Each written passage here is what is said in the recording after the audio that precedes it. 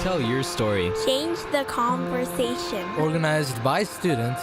TEDxYouth at SHC. For most of my high school years, it felt like I was fighting for my life. I missed over 75% of my high school experience. And even when I was at school, my mind was elsewhere. My high school memories do not include sports games, prom, or rallies. Instead, they include being too anxious to go to school, having to leave class early, and wanting to remain invisible. An inpatient hospitalization, a 4-month-long stay in a residential hospital over 2,000 miles away, 4 more months in a partial hospitalization program, 38 treatments of magnetic brain stimulation, countless medications, therapy at least 3 times a week, and regular emergency room visits. That was what my 4 years of high school looked like. I was diagnosed with OCD, anxiety, and depression. At my worst, all I wanted to do was escape my suffering and forget it even happened. Even though everyone suffers, we are taught to keep our pain to ourselves and are never given an outlet to heal from the trauma. With treatment, time, and hard work, I became more comfortable in sharing my mental health struggles with my peers. Well, my peers were kind and compassionate toward my struggles. They just didn't get it.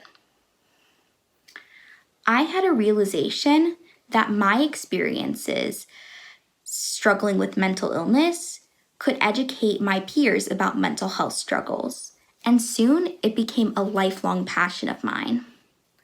Looking back, I'm surprised at how open I was with others, as mental health remains a taboo topic to this day.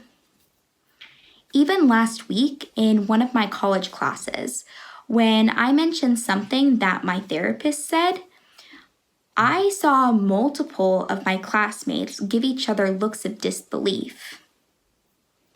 My opening up about my mental illnesses encouraged my classmates to do the same.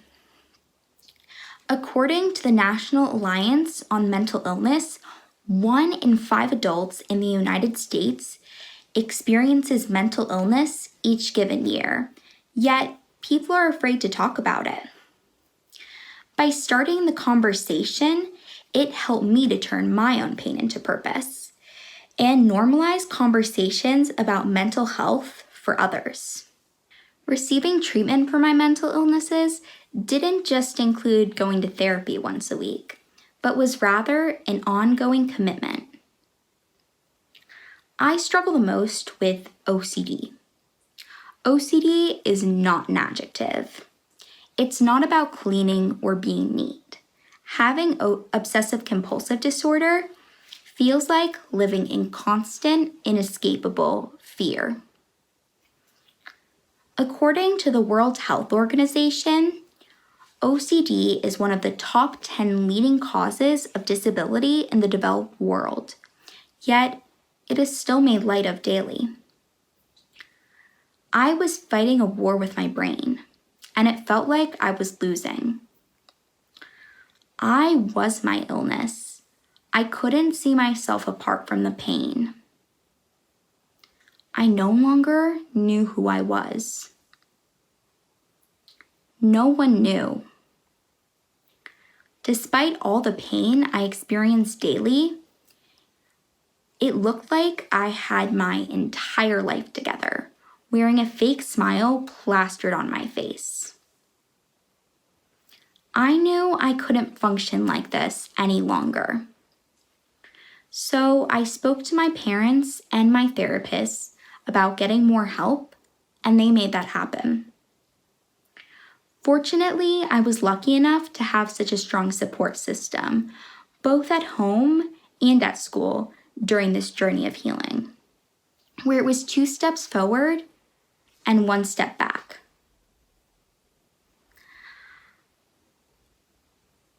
After keeping my story to myself for so many years, I was ready to lift this burden off of my shoulders and use it to help others.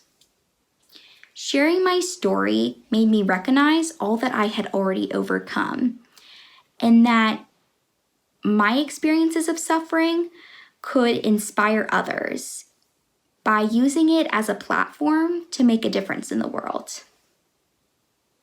Even 2 months after I began my advocacy work, I saw the impact it was having on others. When I overheard 2 of my classmates talking about OCD, one of my peers, who had been following my account, took the time to educate their friend on OCD when they used it incorrectly by using OCD as an adjective. What began as an Instagram page with only a few followers then evolved into my own platform of over 2,000 followers from around the world. Creating posts, educating others on my experiences, and spreading the message that they were not alone in their mental health struggles, it was cathartic. Never did I think I would come out on the other side and feel so happy, despite a lifetime of pain in just a few short years. Never did I think I would speak at the International OCD Conference, present at UC Berkeley, be featured on Apple News, build relationships with other well-established mental health advocates, and help others while also healing myself. At only the age of 18, I have already accomplished so much. But it wasn't the accomplishments themselves that healed me. It was the opportunity to connect with other individuals and help them to feel less alone in their mental health struggles, unlike I did for a majority of my high school years.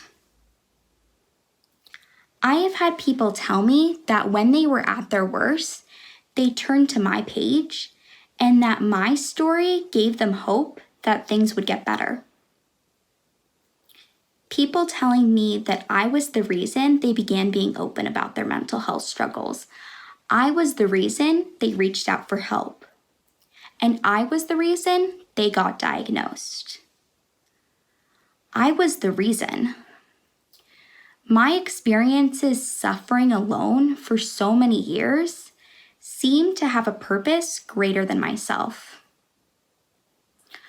According to Dr. Brené Brown, a well-established psychologist and famed author, one day you will come to tell your story of what you overcame, and it will become someone else's survival guide.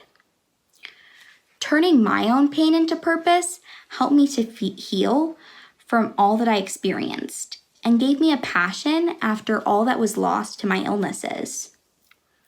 This passion has spread to all areas of my life, both as a tireless mental health advocate and as an aspiring therapist. I hope that others can approach life in the same way that I did, because my outlook on adversity changed the course of my entire life. And I don't know where I'd be without it. Thank you.